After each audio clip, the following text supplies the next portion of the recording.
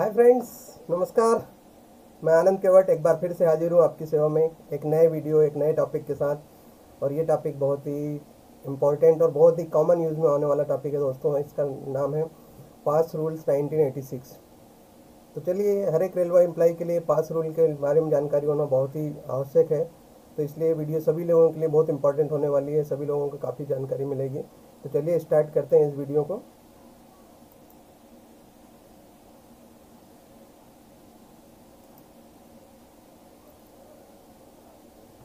तो दोस्तों, पास रूल्स के बारे में जितनी जानकारी है उतनी कम रहेगी, क्योंकि काफ़ी बड़ा चैप्टर है। लेकिन इसको मैंने किसी तरह से कम ड्यूरेशन में इसको कंपाइल करने का कोशिश किया है। तो चलिए स्टार्ट करते हैं। पास रूल्स के बारे में जानकारी रखना सभी लोगों के लिए बहुत ही इंपॉर्टेंट है। तो पास रूल्स 1986 के नाम से जाना जाता है इस रूल को। और इसमें पास किस तरह मिलता है, किसको मिलता है, कब मिलता है, कितने मिलते हैं, ये सारी चीज़ों के बारे में जानकारी रहेगी। तो दोस्तों, आप लास्ट तक मेरे साथ बने रहिए ताकि सारी जानकारी हम शेयर कर सकूं मैं। तो ये जो रूल था 1986 में बना था, और इसका शॉर्ट टाइटल और कमेंसमेंट एप्लीकेबिलिटी के बारे में है कि ये रूल्स को जो है रेलवे सर्वेंट पास रूल 1986 के नाम से जाना जाएगा। और ये सभी ऑल द एम्प्लॉय वर्किंग, जो भी रेलवे एम्प्लॉय वर्किंग है मिनिस्ट्री ऑफ रेलवे के अंदर, उन सब पे लागू होगा। लेकिन एक्सेप्ट निम्नलिखित को मतलब छोड़कर, जो दिए हुए उन लोगों को छोड़कर बाकी सब पे लागू होगा। तो पर्सन्स, ऐसे लोग जो कि कैजुअल एम्प्लॉयमेंट या डेली वेजेस पे हैं, उन पे ये लागू नहीं होगा। उनको मतलब इस रूल का इंटाइटलमेंट नहीं रहेगा। दूसरा, पर्सन जो कि रेलवे बोर्ड में काम कर रहा है और उसको स्पेशल प्रोविजंस के अनुसार उसको जो है एक्सक्लूड कर दिया गया है इस पास और पीटीओ की फैसिलिटी से, उन पर लागू नहीं रहेगा। फिर दोस्तों रहेगा, इसके बारे में हम लोगों को डेफिनेशन देख लेते हैं। इसमें कुछ ऐसे टर्म्स यूज़ होंगे जिनका कि क्या मतलब होता है, तो उसके लिए शॉर्ट में डेफिनेशन दी गई है इसमें। तो चलिए वन बाय वन उनको अपन कवर कर लेते हैं। तो वाइफ, मतलब वाइफ किसको बोला जाएगा? वाइफ जो रहेगी, चाहे वो कमा मतलब अर्निंग हो या नहीं कर रही हो, उसको वाइफ को इंटाइटल मतलब डेफिनेशन दिया गया है कि वाइफ रहेगी वो।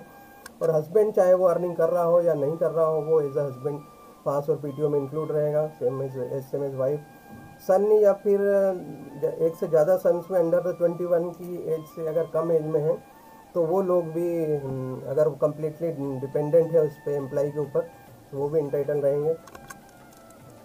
अनमेरिड डॉटर, वेदर सी, चाहे वो अर्निंग कर रही हो या नहीं कर रही हो, अगर वो अनमेरिड है तो वो इंक्लूड रहेगी। स्टेप सन, स्टेप डॉटर और अडॉप्टेड सन, मतलब सौतेला जिसको बोला जाता है, लड़का है लड़की, या फिर जो अडॉप्ट किया रहता है उसके लिए legally adopted.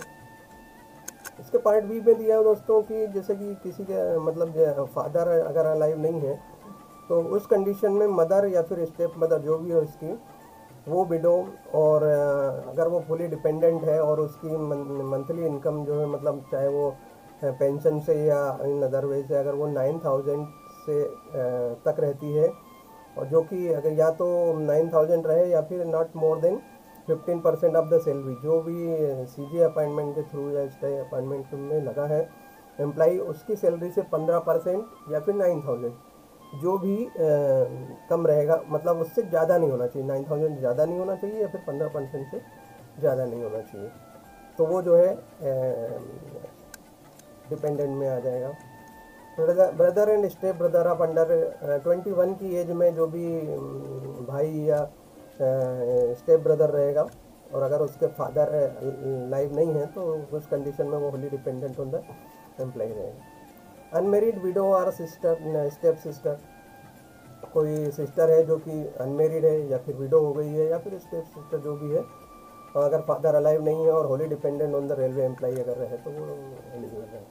Legal divorce sister, जो सिस्टर को लीगली डाइवोर्स हो गई होगी और अगर उस फादर अलाइव नहीं है, तो she is wholly dependent on the employ, dependent माना जाएगा। विडो मदर इन लॉ, अगर मान लो सीजी अपॉइंटमेंट के थ्रू कोई एम्प्लॉय एक्सपायर हो जाता है, मतलब एम्प्लॉय की जगह उसकी वाइफ को या विडो को उसको जो जॉब मिलती है, तो उस कंडीशन में जो मतलब जो मदर इन लॉ रहेगी, वो जो है एलिजिबल रहेगी। एंड लीगली डाइवोर्स डॉटर, जो भी लीगली जिसका डाइवर्स हो चुकी हो, वो कम्प्लीमेंट्री पास के लिए एलिजिबल रहेगी, बशर्ते कि उसको Holi dependent on the employee होना चाहिए। एडॉप्टेड सन का मतलब हो जाएगा दोस्तों की सेटिस्फैक्ट्री प्रूफ ऑफ एडॉप्शन, जिसके लिए जो लीगली डॉक्यूमेंट लगते हैं सेटिस्फैक्ट्री मैनर में, वो सारे लीगली एडॉप्टेड होना चाहिए। और अटेंडेंट का मतलब होता है दोस्तों कि एक ऐसा पर्सन जो कि होल टाइम मतलब फुल टाइम वेज पे, होल टाइम बेसिस पे उसको जो है एज ए सर्वेंट रखा गया होगा, उसको बाकायदा सैलरी देके उसको अटेंडेंट बोला जाता है, वो रहेगा, अटेंडेंट कहलाएगा। सैलरी का मतलब क्या है दोस्तों? सैलरी का मतलब हुआ है कि बेसिक पे जो होती है उसको सैलरी बोला गया है इसमें। और जैसे मान लो किसी के कोई व्यक्ति पास लेता है और उसके पास 2 डिपेंडेंट है उसके, चाहे कोई भी हो, स्टेप ब्रदर और इस टाइप से सिस्टर, डाइवोर्स सिस्टर, जो भी रहेगा, 2 उसके पास डिपेंडेंट है, तो मतलब ये बोला जा सकता है कि ज़्यादा से ज़्यादा 2 डिपेंडेंट हो सकते हैं, या फिर वो जो पास इशू करा रहा है उसमें डिपेंडेंट्स को मिलाकर 5 मेंबर से ज़्यादा उसमें नहीं होना चाहिए। तो अगर इन शॉर्ट में कहा जाए तो मोर देन 2 डिपेंडेंट्स अलाउ नहीं है। और जो पास बनेगा अगर उसमें डिपेंडेंट इंक्लूड है, चाहे अगर एक भी डिपेंडेंट है और 4 उसके मेंबर है, तो इस तरह 5 मेंबर से ज़्यादा नहीं होना चाहिए। हाँ, अगर फैमिली मेंबर्स उसके ज़्यादा हैं तो वो 5 से ज़्यादा हो सकते हैं एक पास पे, वो एक अलग इशू है। लेकिन अगर डिपेंडेंट इंक्लूड हो गया तो 5 से ज़्यादा मेंबर नहीं होंगे, और 2 डिपेंडेंट से ज़्यादा, मतलब 3 फैमिली मेंबर मान लो, 2 डिपेंडेंट, इस तरह 5। अगर 4 फैमिली मेंबर है तो 1 डिपेंडेंट, टोटल 5 रहेंगे। और अगर फैमिली मेंबर है तो वो 5 से ज़्यादा हो सकते हैं।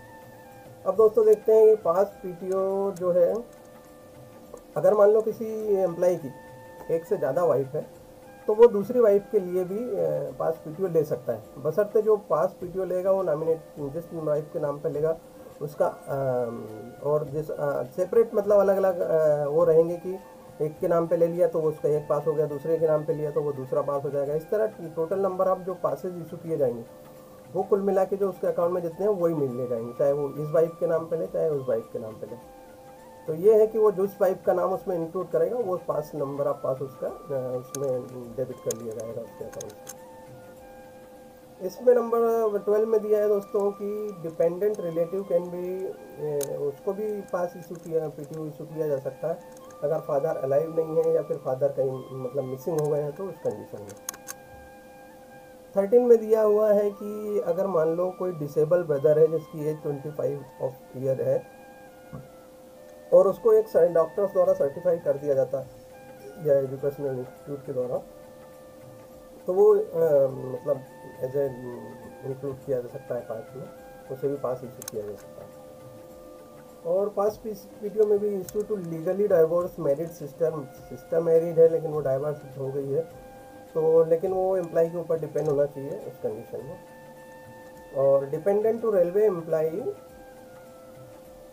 जैसे कि मान लो कि जो डिपेंडेंट है रेलवे एम्प्लॉय पे और उसकी इनकम जो है वो डियरनेस अलाउंस मिला के, पेंशन मिला के अगर मान लो 9,000 तक होती है, या फिर 15% ऑफ द जो रेलवे एम्प्लॉय है उसकी सैलरी का 15% जो भी अगर कम है तो वो उसको डिपेंडेंट माना जाएगा। मतलब ये कहने का, अगर मान लो उसकी सैलरी 9,000 और अर्निंग मतलब 9,000 मान सकते हैं अपन, और एम्प्लॉई का जो 15% आता है वो अगर 10,000 है तो वो इंक्लूड रहेगा।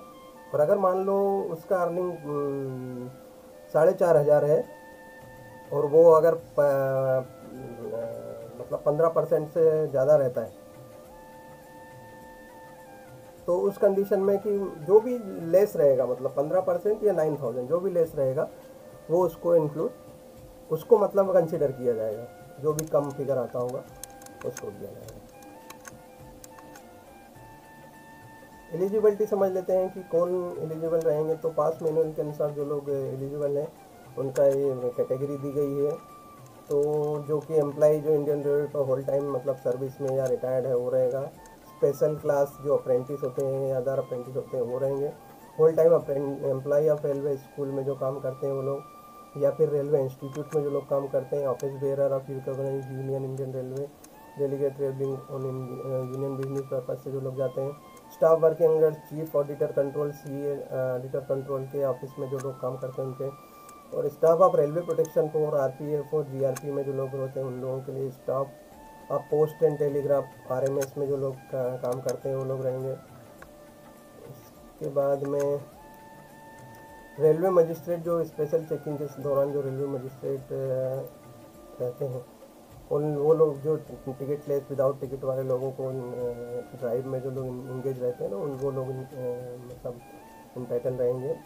और officers and staff non railway department, अगर कोई नॉन रेलवे डिपार्टमेंट का ऑफिसर अगर डेपुटेशन पर रेलवे में आता है तो वो पास पीटीओ के लिए एलिजिबल रहेगा। Member of public special class mention in, जो मैनुअल में स्पेशल क्लास मेंशन किया गया है, member of parliament, member of legislative assembly, ZRUCC का मेंबर हो गया, zonal railway users consultative committee, DRUCC के लिए divisional railway users consultative committee के, तो वो लोग पास के लिए एलिजिबल रहेंगे।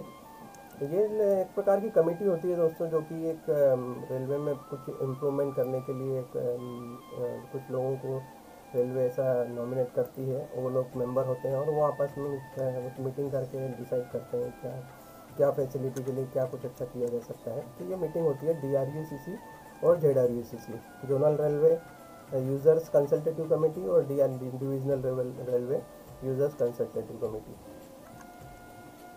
और legal advisers, advocate, contractor working भी आप रेलवे पे जो लोग काम करते हैं, लीगल एडवाइज़र वगैरह, उन लोग को रहेगा। As per condition laid down in agreement और कंडीशन में जो लोग रहेंगे ये रहेगा उसका इंटाइटलमेंट। अब दूसरा दोस्तों समझ लेते हैं कि पास जो है कितने प्रकार के होते हैं, उनका क्या कलर होता है। तो पास जो वो रहेगा 4 प्रकार के पास होते हैं रेलवे में। तो पहला पास रहेगा फर्स्ट क्लास ए पास, जो कि वाइट कलर में दिया हुआ है, इसलिए मैंने उसको इस तरह से कलर में समझने के लिए थी ताकि याद रहे। तो वाइट कलर का पास रहेगा फर्स्ट क्लास ए। फर्स्ट क्लास पास ग्रीन रहेगा, विदाउट मतलब ए नहीं है जिसमें, सिर्फ फर्स्ट क्लास पास रहेगा वो ग्रीन रहेगा। उसके बाद में रहेगा सेकेंड क्लास ए पास, जो कि येलो कलर में रहेगा, और सेकेंड क्लास पास का जो है प्लेन वो पिंक कलर में रहेगा। तो ये 4 रहेगा, white, green, yellow and pink. तो आप इनको याद करने के लिए दोस्तों इस तरह भी कर सकते हैं, WGY&P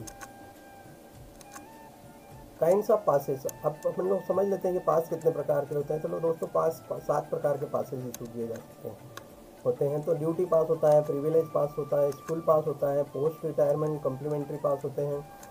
उसके बाद में विडो पास होता है, रेसिडेंशियल कार्ड पास होता है, स्पेशल पास होते हैं। इस तरह से 7 पास होते हैं। हम सभी पासेस के बारे में आगे जैसे ही वीडियो आगे बढ़ेगी तब क्या समझेंगे इसके बारे में। अब समझते हैं कि ड्यूटी पास क्या होता है। ड्यूटी पासेस जो होते हैं दोस्तों, उसके डेसिग्नेशन के लिए उसके पे लेवल के हिसाब से जो इंटाइटलमेंट बनता है उसके अनुसार उसको जो है इशू किए जाते हैं फॉर ड्यूटी पर्पज़ के लिए। जब वो हेडक्वार्टर से बाहर जाता है या कहीं भी आउट स्टेशन जाता है तो उस समय दिया जाता है। तो ड्यूटी पासेस के प्रकार कितने होते हैं? तो ड्यूटी पासेस दोस्तों 3 प्रकार के तो मेटल पास होते हैं, गोल्ड, सिल्वर एंड ब्रॉन्ज। ये 3 जो है मेटल पास होते हैं, जो कि ऑफिसर्स को, ए और बी ग्रेड ऑफिसर्स को दिए जाते हैं। तो समझ लेते हैं गोल्ड पास किसको मिला जाएगा? Chairman railway board, member of railway board, GM, CRS financial commissioner and other equivalent grade के जो लोग रहेंगे उनको गोल्ड पास दिया जाएगा। सिल्वर पास दिया जाता है जो दोस्तों senior administrative grade, SAG grade का जो ऑफिसर रहेगा लेवल 14 से ऊपर, उसको SAG ग्रेड उसको दिया जाएगा। एंड ब्रॉन्ज दिया जाता है दोस्तों अदर ग्रुप A और B का जो गजेटेड स्टाफ है उसको ब्रॉन्ज पास दिया जाता है। ये सब होते हैं ये ड्यूटी पास। एक प्रकार का टोकन होता है, जिन लोगों ने टोकन टाइप का होता है, सिल्वर, गोल्ड और ब्रॉन्ज। और चौथा टाइप होता है दोस्तों चेक पास या फिर कार्ड पास, जो जनरली अथॉरिटी हम लोगों को जो क्लास C और क्लास D को दी जाती है, जिसको हम लोग अथॉरिटी बोलते हैं, वो ड्यूटी पास या चेक पास होता है। तो वो C और D एम्प्लॉई को दिया जाता है। तो ये 4 टाइप के पास हो जाते हैं ड्यूटी पास। अब हम लोग समझ लेते हैं कि जो इंटाइटलमेंट है ड्यूटी पास के लिए 7 पे कमीशन के अनुसार से वो क्या है। तो लेवल 13 जो होता है उसमें सिलेक्शन ग्रेड का जो ऑफिसर्स रहेंगे उनके लिए first class bronze pass, first class A with first AC authority, first class AC जो कंपार्टमेंट में उसमें जर्नी करने के लिए अथॉरिटी रहती है इनको। और लेवल 12 में आता है दोस्तों जेएजी, जूनियर एडमिनिस्ट्रेटिव ग्रेड का जो ऑफिसर रहेंगे वो उनको रहेगा, उनको branch pass plus first class AC authority, ये दोनों के लिए कॉमन रहेगा। 12 और 13 के लिए सिलेक्शन ग्रेड और जूनियर एडमिनिस्ट्रेटिव ग्रेड के लिए ब्रांच पास रहेगा। दूसरा आता है दोस्तों कि लेवल 8, 9, 10 और 11 जो ग्रेड पे में लेवल 8, 9, 10, 11 के जो ऑफिसर्स रहेंगे, ऑल अदर ऑफिसर्स जो ए और बी के रजिस्टर्ड ऑफिसर हैं, उन लोगों के लिए ब्रांच पास मिला जाएगा फर्स्ट क्लास ए। इसमें एसी अथॉरिटी नहीं रहेगा। लेवल 6 और लेवल 7 में दोस्तों नॉन ग्रेजुएटेड जो एम्प्लाई है, लेवल 6, 7, इवन 8 में भी नॉन ग्रेजुएटेड जो रेलवे एम्प्लाई है उनको फर्स्ट क्लास पास दिया जाएगा। और लेवल 2, 3, 4, 5 के जो लोग जो एम्प्लाई हैं उनको सेकेंड क्लास का ए पास दिया, सेकेंड क्लास पास दिया जाएगा, ड्यूटी पास। और लेवल 1 के लिए सेकेंड क्लास स्लीपर पास दिया जाएगा। तो ये था दोस्तों ड्यूटी पास के लिए इंटाइटलमेंट। और प्रिविलेज पास का वो अलग रहेगा, वो उसके बारे में हम लोग अलग देखेंगे। तो ड्यूटी पास के लिए आप अगर इन शॉर्ट में समझेंगे तो ये रहता है कि 6 से अबव के लिए फर्स्ट क्लास का पास, जिसको सेकंड एसी में जर्नी कर सकता है। और ये सेकंड क्लास पास जिसको कि थर्ड एसी में जर्नी अलाउ है। और ये सेकंड क्लास स्लीपर जो कि सेकंड क्लास स्लीपर में अलाउ किया जा सकता है। अब दोस्तों देख लेते हैं प्रिविलेज पास। प्रिविलेज पास किसको बोला जाएगा? प्रिविलेज पास जो रेलवे एम्प्लॉय जो सर्विस में है या रिटायर सर्विस में है उनको एज पर जो पास मैनुअल के अनुसार जो इंटाइटलमेंट है उसके अनुसार जो है प्रिविलेज अकाउंट में ये पास इशू किए जाते हैं। तो प्रिविलेज पासेस के बारे में ये मैंने टेबल बनाया है कि जिसको समझने के लिए थोड़ा सा शॉर्ट रहेगा। तो ग्रेड ए और बी के लिए टाइप्स ऑफ प्रिविलेज पास का फर्स्ट क्लास ए पास रहता है इंटाइटलमेंट, और ड्यूटी पास में भी फर्स्ट क्लास ए पास रहता है। Non graduated employee first class, ये लेवल 6 से लेकर 7, 8 वाले रहेंगे first class A pass, duty में भी first class A pass. In grade pay 42 and above first class A pass. उसके बाद में इन ग्रेड पे 28 से 100 तक जिसका ग्रेड पे लगेगा लेवल 4 लेवल 5 तक उसको सेकंड क्लास ए पास मिलेगा, ड्यूटी पास भी सेकंड क्लास है। और इन ग्रेड पे 1900 से लेके 24 के बीच में रहेगा, तो 28 के बीच में रहेगा, उसको सेकंड क्लास ए पास साल में एक दिया जाएगा। और बाकी के जो पास रहेंगे वो सारे रहेंगे सेकंड स्लीपर क्लास के। तो और ड्यूटी पास जो मिलेगा दोस्तों सेकंड क्लास ए मिलेगा जब भी ड्यूटी पर जाएगा वो। और एम्प्लॉयमेंट इन ग्रेड पे 1800 का जो एम्प्लॉय रहेगा उसको सेकंड क्लास का ए पास साल में एक मिलेगा। बाकी रिमेनिंग जो पास पीटीओ रहेंगे वो सेकंड क्लास स्लीपर के रहेंगे, और जो ड्यूटी पास रहेगा सेकंड क्लास स्लीपर का रहेगा। तो ये था दोस्तों प्रिविलेज पास के बारे में, और साथ ही साथ मैंने इसे ड्यूटी पास को भी साइड में इंक्लूड कर दिया था ताकि कंपैरिजन करने में क्लियरिटी आ सके। अब कुछ इसमें कंडीशन है दोस्तों, उनको समझ लेते हैं कि सेकेंड क्लास ए पास जो होता है जो कि लेवल 5 को दिया जाता है, वो इंटाइटल रहता है कि थर्ड एसी में वो जर्नी कर सकता है। और उसका पास का कलर जो होता है येलो कलर होता है, जो कि थर्ड नंबर पे मैंने उधर चेंज किया था उसमें पास कलर में। और जो एम्प्लॉय इंटाइटल रहेगा first class prior to issue of revise pay scale revise हुआ था, उसमें जो अगर फर्स्ट क्लास के लिए जो पहले से एलिजिबल है वो ही इसमें नए पे स्केल में भी फर्स्ट क्लास के लिए एलिजिबल रहेगा, चाहे उसका बेसिक कुछ भी हो, उसको नहीं कंपेयर देखा जाएगा। और privilege and complimentary pass should be deposited, जो पास इशू किए जाएंगे और अगर उसने एम्प्लॉय ने उसमें जर्नी परफॉर्म कर ली है तो उसको 1 महीने के बाद में मतलब अंदर उसको जमा करना रहेगा। और गजेटेड स्टाफ को जो है 6 set of first class A pass दिए जाएंगे, और appointment in railway services. Validity अब समझ लेते हैं दोस्तों कि वैलिडिटी क्या रहेगी। पास और पीटीओ की जो वैलिडिटी रहती है 5 मंथ रहती है, चाहे वो हाफ सेट हो चाहे फुल सेट हो, फिक्स उसकी पास है। रिवाइज इंटाइटलमेंट और प्रिविलेज पास इस पर 7 जो इंटाइटलमेंट है उसको मतलब कितने पास मिले जाएंगे वो उसके बारे में ये टेबल है। तो इस टेबल में दोस्तों दिया गया है कि लेवल 13 में जो सिलेक्शन ग्रेड के जो ऑफिसर्स रहेंगे उनको फर्स्ट क्लास ए पास मिलेगा। वो कितने पास मिलेंगे? उनको 6 सेट ऑफ पास मिलेंगे। उसके बाद में जूनियर एडमिनिस्ट्रेटिव ग्रेड के जो ऑफिसर रहेंगे उनको भी 6 फर्स्ट क्लास ए पास मिलेंगे, और पीटीओ 4 ही मिलते हैं उनको भी अदर एम्प्लॉय की तरह। और लेवल 4 में सीनियर स्केल ऑफिसर के लिए भी 6 set of first class A pass रहेंगे। और लेवल 8, 9 और 10 के जो ऑफिसर्स रहेंगे उनको, ए और बी के गजेटेड ऑफिसर, उनको फर्स्ट क्लास ए पास के 6 सेट मिलेंगे। और level 6 and above non gazetted जो एम्प्लाई है, अगर उन्होंने उनकी सर्विस 5 साल से ज़्यादा हो गई है तो उनको 3 सेट मिलेंगे फर्स्ट क्लास ए के, सॉरी फर्स्ट क्लास पास के, ए नहीं रहेगा, फर्स्ट क्लास सिर्फ प्लेन फर्स्ट क्लास पास रहेगा। और अगर 5 साल से कम सर्विस हुई है तो सिर्फ उसको एक ही सेट दिया जाएगा।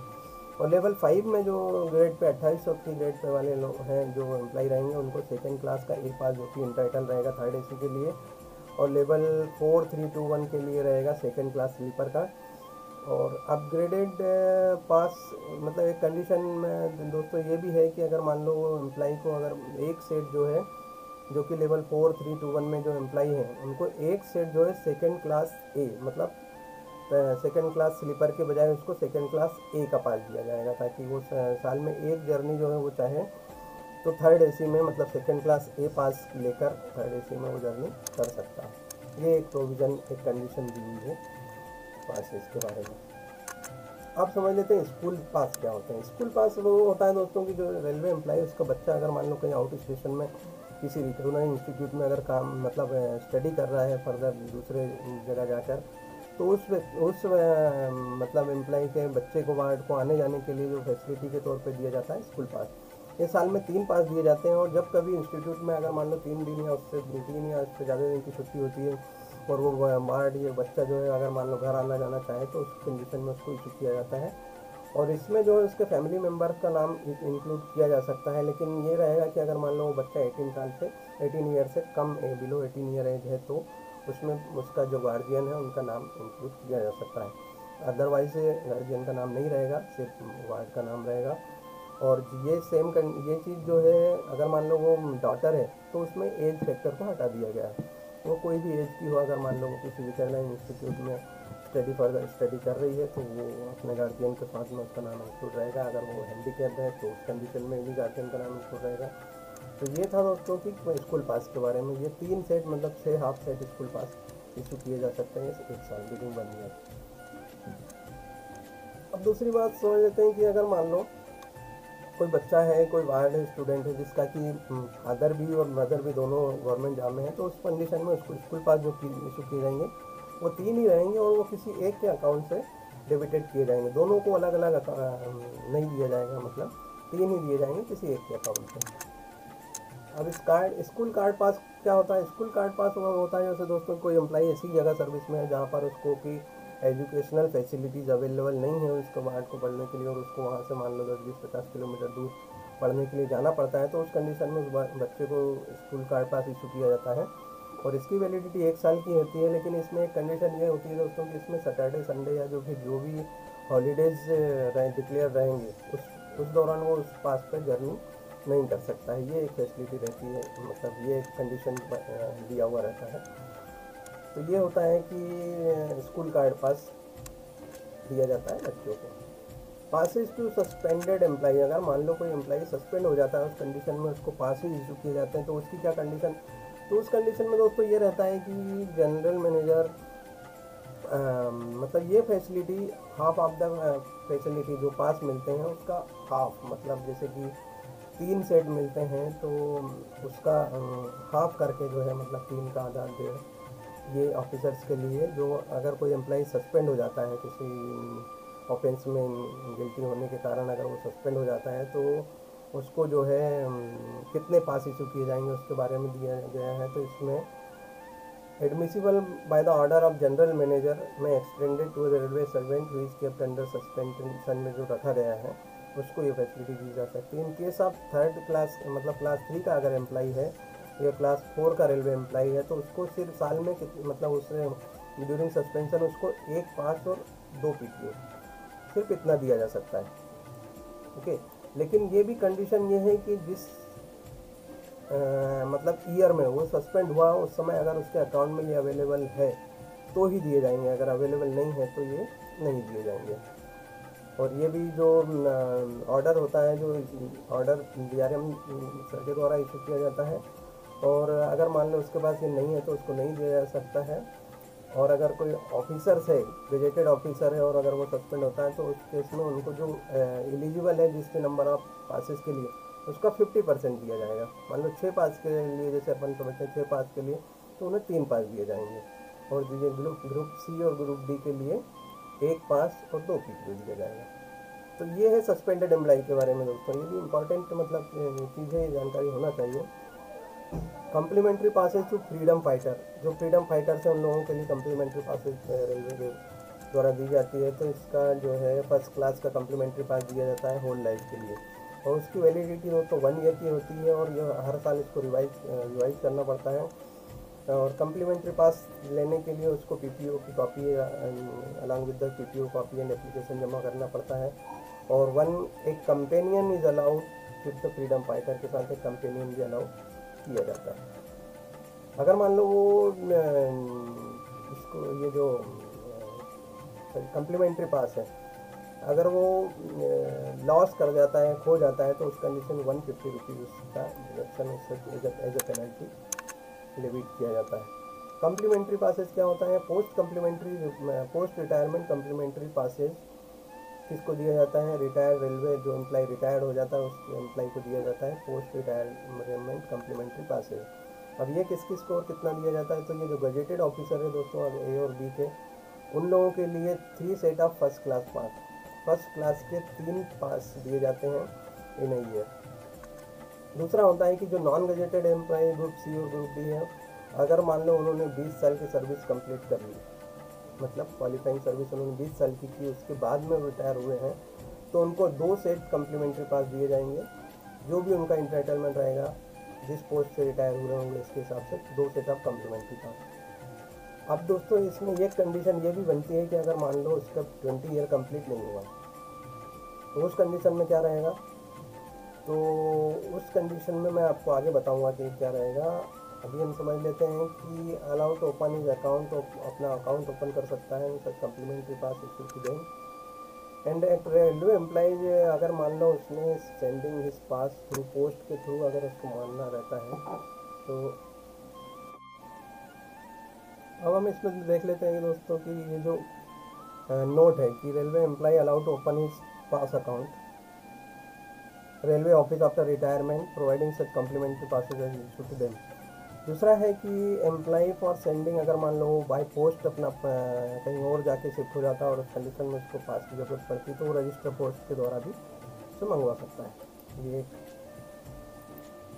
कंडीशंस के साथ में उसको फैसिलिटी दी गई। अब समझ लेते हैं कि विडो पास क्या होता है। तो विडो पास जो डेफिनेटली जो नाम से क्लियर हो रहा है कि जो विडो को मिलता है पास, वो विडो पास कहलाएगा। तो इसकी एलिजिबिलिटी रहती है दोस्तों कि अगर मान लो 12/3/87 के से पहले अगर मान लो वो एम्प्लॉई की मतलब रिटायर डेथ होती है, और अगर मान लो उसने ये अगर मान लो 12/3 से पहले 12/3/87 से पहले उसकी डेथ होती है, तो उसको दिया जाएगा। और दूसरा, अगर मान लो ये स्कीम के थ्रू अगर मान लो उसकी डेथ 12/3/87 के बाद नहीं होती, लेकिन अगर उसने ये स्कीम को चूज़ किया है, तो उसको ये विडो पास इशू किया जाता है। और ये इसका अमाउंट, इसके लिए कंडीशन होती है, इसको 1 टाइम अमाउंट 250 रुपीज़ देके ये पास इशू लिया जा सकता है, फैसिलिटी अवेल की जा सकती है। अब क्लास क्या रहेगी इसमें? इंटाइटलमेंट द सेम, जो पोस्ट रिटायरमेंट कम्प्लीमेंट्री पास था, सेम इसकी एलिजिबिलिटी भी वही रहेगी। Number of set 50% of post retirement complimentary pass of which employ was in receipt, जो रिसीव कर रहा था कम्प्लीमेंट्री पास है, उसका 50% उसको as a widow pass issue किया जा सकता है। In case of death while in service rendered in short. अब देखते दोस्तों ये समझ लेते हैं कि अगर मान लो 20 ईयर उसका सर्विस होना चाहिए था एलिजिबल, लेकिन अगर वो 20 ईयर नहीं होता है, अगर उससे इन शॉर्ट रह जाती है उसकी क्वालिफाइंग सर्विस, तो उस कंडीशन में क्या होता है कि उस कंडीशन में उसको हर अल्टरनेटिव ईयर में एक उसको पोस्ट रिटायरमेंट कम्प्लीमेंट्री पास दिया जाता है। मतलब 2 साल के बीच में एक साल अगर आपने इस साल ले लिया तो अगले साल नहीं दिया जाएगा, उसको नेक्स्ट ईयर दिया जाएगा। तो इस तरह 2 साल में मतलब अल्टरनेटिव ईयर में उसको एक सेट ऑफ पोस्ट कम्प्लीमेंट्री पास दिया जाता है। ये एक कंडीशन होती है जो कि 20 साल और 20 साल से पहले वालों के लिए।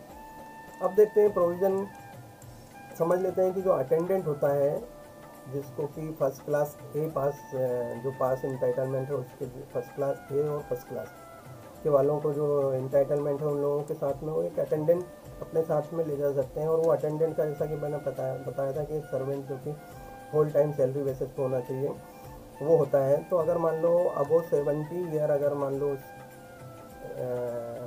जो पास वाला एम्प्लाई है, रिटायर्ड एम्प्लाई है, अगर वो उसकी एज 70 ईयर हो गई है तो वो चाहे तो 1/3 का जो डिफरेंस आएगा, मतलब ये कि स्लीपर क्लास और हायर क्लास में जो डिफरेंस आएगा 1/3 का, अगर वो अपने अटेंडेंट को अपने साथ में ले जाना चाहता है फर्स्ट क्लास में, सॉरी एसी में, थर्ड एसी या सेकंड एसी में, तो जो स्लीपर क्लास और सेकंड एसी या थर्ड एसी का जो डिफरेंस आएगा वो पे करने के बाद में वो उसको उसके साथ में ले जा सकता है अपने साथ में, अगर उसकी एज कितनी है 70 ईयर से ज़्यादा है, ताकि वो उसको अगर किस प्रकार की फिजिकली हेल्प चाहे तो वो उसको प्रोवाइड करा सके। इस कंडीशन के लिए ये इसमें प्रोविज़न दिया गया है। आप समझ लेते हैं दोस्तों कि स्पेशल पासेस क्या होते हैं। स्पेशल पासेस वो होते हैं जिनकी कोई सर्कमस्टांसेस, मतलब वेरियस सर्कमस्टांसेस होते हैं। कोई मेडिकल ग्राउंड पे हो सकता है, स्पोर्ट एक्टिविटी पे, कल्चरल एक्टिविटी पे, स्काउट्स पे, ऑफिस बिहेवियर रिकॉग्नाइजिंग के लिए, office behaviour for of SC/ST association, handicap person, staff of cooperative society, apprentice, और जो उनको जो है किसी भी any class of pass any person को इशू किया जा सकता है बाय रेलवे एडमिनिस्ट्रेशन, जैसा चाहे एडमिनिस्ट्रेशन जैसा चाहे उस कंडीशन में उनको पास इशू किया जा सकता है। उसका कोई क्लास डिफाइन नहीं, उसको किसको दिया जाएगा वो भी डिफाइन नहीं। तो ये इसके बारे में स्पेशल क्लास पासेस के बारे में आइटम नंबर 2 शेड्यूल 4 में और नॉट वैलिड फॉर ये शताब्दी और राजधानी ट्रेन के लिए वैलिड नहीं रहेंगे, ये दिया गया। अब सेटलमेंट समझ लेते हैं कि दोस्तों सेटलमेंट पासेस क्या होते हैं। सेटलमेंट पास जो है दोस्तों वो जब एम्प्लॉय रिटायर होता है उस कंडीशन में उसको दिया जाता है। जब एम्प्लॉय रिटायर हुआ और अगर मान लो वो कहीं और जाके सेटल होना चाहता है, अपने वर्क प्लेस को छोड़कर कहीं और जाना चाहता है, तो उस प्लेस से लेके जहाँ वर्क प्लेस था उसके बीच का जो मतलब जो जर्नी है उसके लिए पास दिया जाता है सेटलमेंट पास। तो ये पास रिटायर्ड एम्प्लॉय को भी दिया जा सकता है, उसकी फैमिली को भी दिया जा सकता है। लेकिन इसमें ये रहेगा कि इसको आप रिटायरमेंट से पहले 6 महीने पहले ले सकते हैं, या फिर उसको 1 साल के सुपर एन्युएशन के 1 साल के बाद तक ले सकते हैं। मेरा मतलब ये है कि अगर मान लो एम्प्लॉय चाहे कि उसका रिटायरमेंट जब होना है उससे 6 महीने पहले भी उसको ले सकता है और अपना सामान शिफ्ट वगैरह ये जो भी उसको करना है वो कर सकता है। और दूसरा है कि अगर वो चाहे कि 1 साल बाद भी अगर वो चाहे तो उस पास का यूज़ करके वो 1 साल तक के लिए ले सकता है। लेकिन ये जो 1 साल का जो पीरियड है दोस्तों, जो 1 साल बाद का, ये अप्रूवल, इसके लिए अप्रूवल रहेगा AGM सर का। AGM सर जब अगर मतलब अप्रूवल देंगे तब उसको जो है 1 साल के आफ्टर 1 ईयर उसको इशू किया जा सकता है। और उसके बाद में अगर मान लो अब तो 2 साल तक के लिए अगर मान लो बाद के लिए अगर उसको चाहिए तो उसको GM सर का अप्रूवल लगेगा। तो ये होता है सेटलमेंट पास के लिए दोस्तों, कि ये रिटायर्ड एम्प्लॉय के या फिर अगर एम्प्लॉय डेथ हो गई उस कंडीशन में सुपर एन्युएशन पे जो विडो को या फैमिली को दिया जाता है। अब रेसिडेंशियल कार्ड पास समझ लेते हैं। रेसिडेंशियल कार्ड पास वो होता है जो मेट्रोपॉलिटन सिटीज़ जो है उनमें अगर मान लो एम्प्लॉई वर्क प्लेस से काफ़ी दूर अगर रहता है तो उसको ड्यू टू उसकी जो कंडीशंस पे कि वो वहाँ पर उसको सुटेबल रेसिडेंस नहीं मिल पा रहा है, तो उसको जो है जहाँ भी रहता है उसकी एक कंडीशन होती है कहाँ तक दिया जा सकता है, तो उस रेसिडेंस से वर्क प्लेस तक के लिए स्पेशल रेसिडेंशियल कार्ड पास दिया जाता है, फ्री रेसिडेंशियल कार्ड पास ये दिया जाता है वर्क प्लेस से लेके उसका रेसिडेंस तक।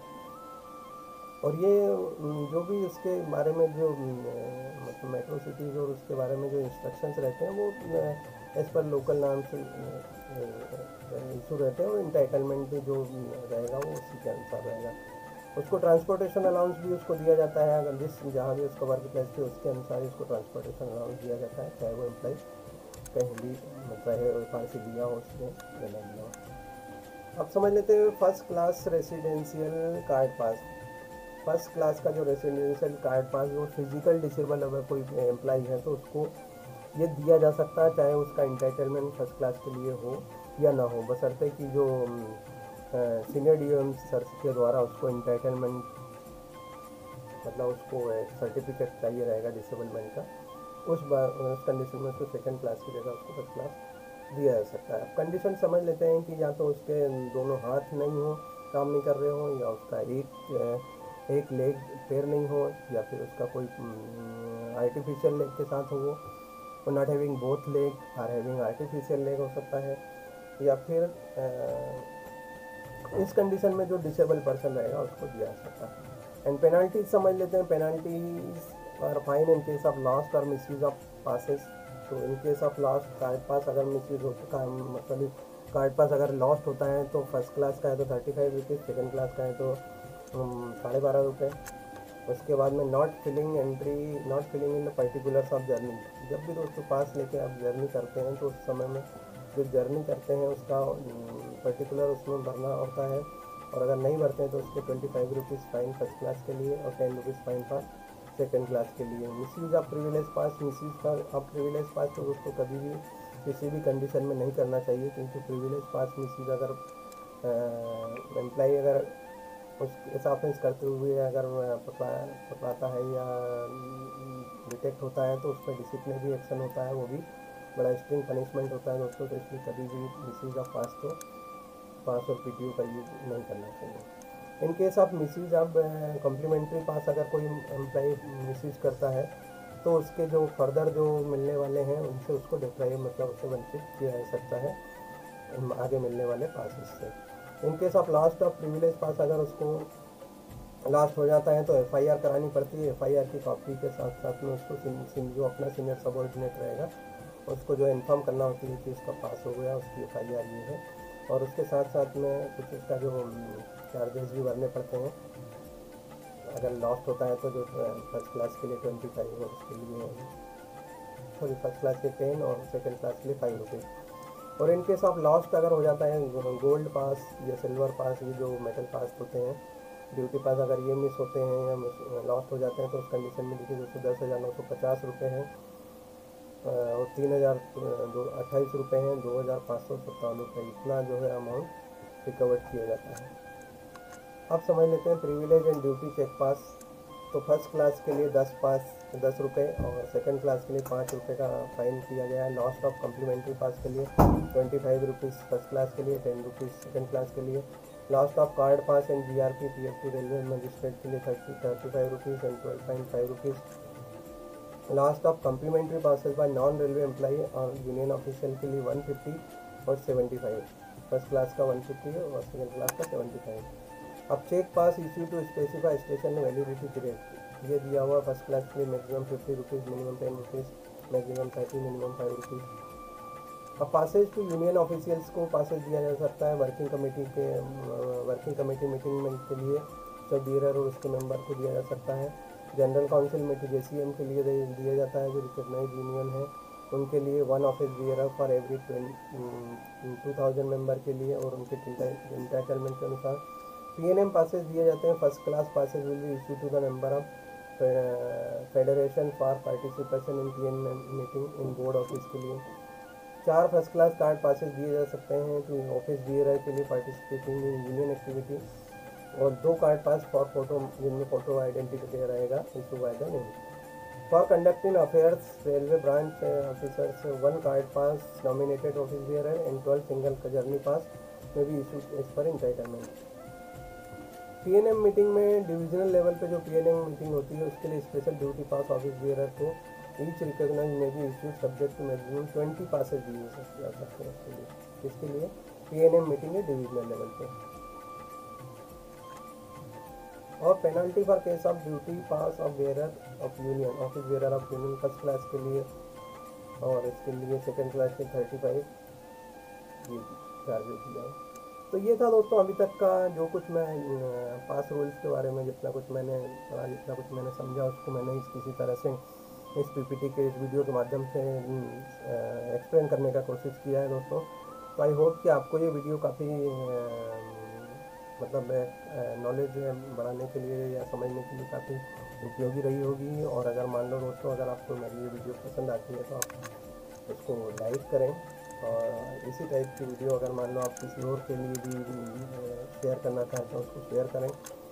और अगर कोई कमी या कोई ऐसी चीज़ जानना चाहते हैं या कोई चीज़ डाउटफुल रहती है तो आप उसके लिए कमेंट कर सकते हैं मुझे। और अगर आपने अभी तक मेरे चैनल को सब्सक्राइब नहीं किया है तो प्लीज़ चैनल सब्सक्राइब कर लें, ताकि मुझे एक मोटिवेशन मिलता रहे वीडियोज़ बनाने के लिए और आप लोगों से इंटरेक्शन होता रहे। और इस तरह दोस्तों, अगर आप इस तरह मेरे साथ या किसी भी प्रकार से आप इस तरह की वीडियोज़ या नॉलेज अगर धीरे धीरे करके आप बढ़ाना चाहते हैं, तो आप इस तरह आप धीरे धीरे वन प्रोग्रेस की ओर बढ़ सकते हैं कि रेलवे खासकर जो डिपार्टमेंट के एग्ज़ाम वगैरह, प्रमोशन वगैरह होते हैं, एलडीसी वगैरह, तो उसमें स्टेप बाय स्टेप आप जो है आगे बढ़ सकते हैं। तो दोस्तों, इसी प्रकार की वीडियोज़ के लिए मेरे साथ बने रहिए और पढ़ते रहिए इसी तरह। अगर आप बने रहेंगे, पढ़ते रहेंगे और इस तरह से नए नए वीडियोस के लिए मुझे भी और या खुद मोटिवेट होते रहेंगे, पढ़ते रहेंगे, तो जो है काफ़ी कुछ हम लोग आगे हासिल कर सकते हैं जैसे जनरल नॉलेज, खासकर रेलवे एस्टेब्लिशमेंट के बारे में। तो इसी प्रकार दोस्तों मेरे साथ बने रहें। अगर आप मुझे फेसबुक पे कनेक्ट होना चाहते हैं तो फेसबुक आईडी मेरा आर्टिस्ट आनंद है। इंस्टाग्राम पे कनेक्ट होना चाहते हैं तो आर्टिस्ट आनंद पे, आर्टिस्ट बेस आनंद बेस पे कनेक्ट कर सकते हैं। तो इस तरह दोस्तों मैं अपनी इस वीडियो को यहाँ पर समाप्त करता हूँ। मैं जानता हूँ कि काफ़ी वीडियो बड़ी हो गई, लेकिन चैप्टर ही ऐसा था कि हम इसको जो है पार्ट में डिवाइड करते तो शायद इतनी ज़्यादा कनेक्ट नहीं हो पाते थे लोगों सभी लोगों से। तो इस तरह इस वीडियो को मैं यहाँ पर एंड करता हूँ दोस्तों। इसी तरह पढ़ते रहिए, सीखते रहिए और सिखाते रहिए। इस तरह से जो है आप आगे आगे बढ़ते सफलता आपकी मिलती रहेगी। इसी तरह से वीडियो की मैं समाप्ति चाहता हूँ। तब तक के लिए गुड बाय, टेक केयर, मिलते हैं नेक्स्ट वीडियो में। तब तक के लिए